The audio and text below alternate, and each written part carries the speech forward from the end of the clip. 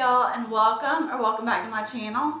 In today's video, I'm showing you 3 easy sweet treats that'll be perfect for Valentine's Day. Now let's go ahead and get started. This first one is strawberry cake mix cookie bars. I'm starting out with a large mixing bowl. I'm using a strawberry cake mix for this because we love strawberry and this is for Valentine's Day. I added in that cake mix along with a 3.4 ounce box of cheesecake instant pudding mix, 1/4 of a cup of water, 3/4 cup of vegetable oil, and 2 eggs. Now give all that a really good mix. And this batter will be really thick, and that's okay. That's how it's supposed to be.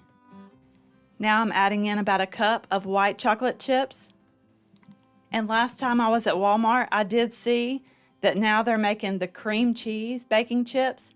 So that would really be good in these. So next time I think I'll give those a try. I just used my spatula to fold those white chocolate chips in. And I'm using a 9x13 inch baking dish for these.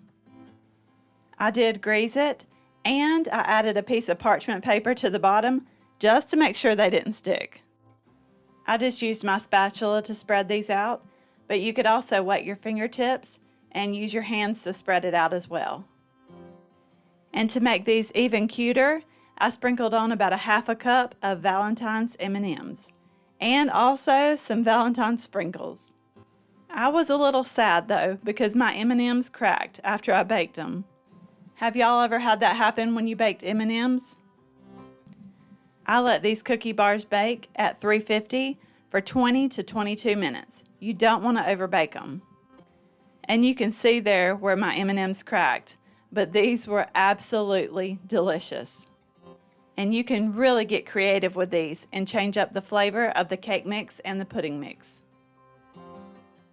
Now this next sweet treat is peanut butter cake mix cookies. I'm starting out in a large bowl. I'm using the butter golden cake mix because that's what I had on hand, but you could also use a regular yellow cake mix. I added that in along with 1 cup of creamy peanut butter, 1/2 cup of vegetable oil,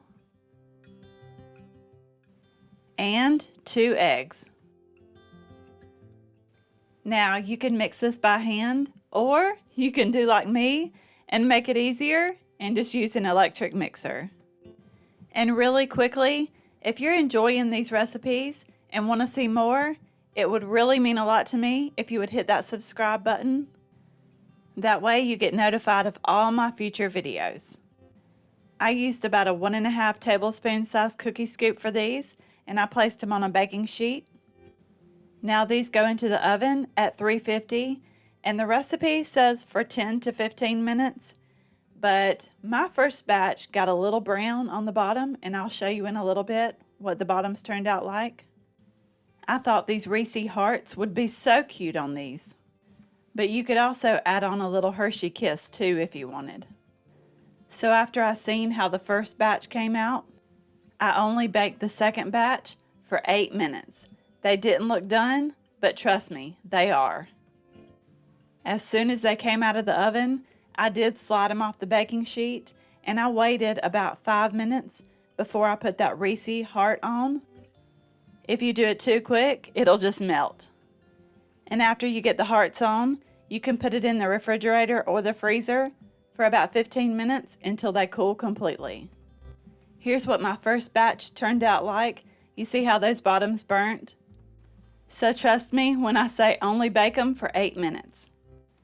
And this is what it'll look like if you put that heart on right when they come out of the oven, and if you don't let them chill in the refrigerator.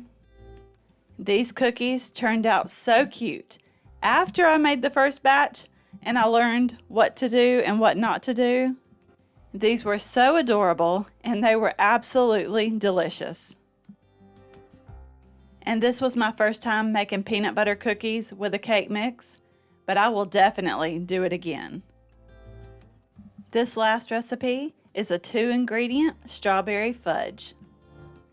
To a medium-sized bowl, I added in a 12-ounce bag of the white chocolate chips, and I microwaved them in 30-second intervals until they were completely melted.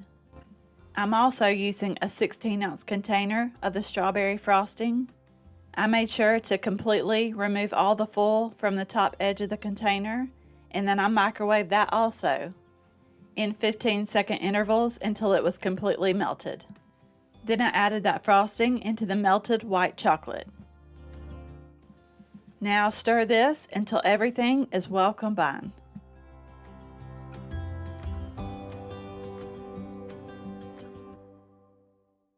And for this recipe, I like to use my 9x9 pan. I did line it with foil, and I sprayed it with nonstick spray. Pour in that mixture and spread it out as even as possible. And it really doesn't have to be perfect. It'll kind of even out itself. Now after I got it the way I wanted, I decided to sprinkle on some Valentine sprinkles. And in the process, I made a huge mess. Anytime I use sprinkles, I am guaranteed to make a mess though. You should see my floor at Christmas time after the kids make Christmas cookies. It is crazy. And I did pop this in the refrigerator to chill for a couple hours until they were completely set, and then I sliced them into small squares. These are so good. I really hope you enjoyed this video. You may also like these. Don't forget to subscribe down below for more easy recipes, and I will see you in the next one.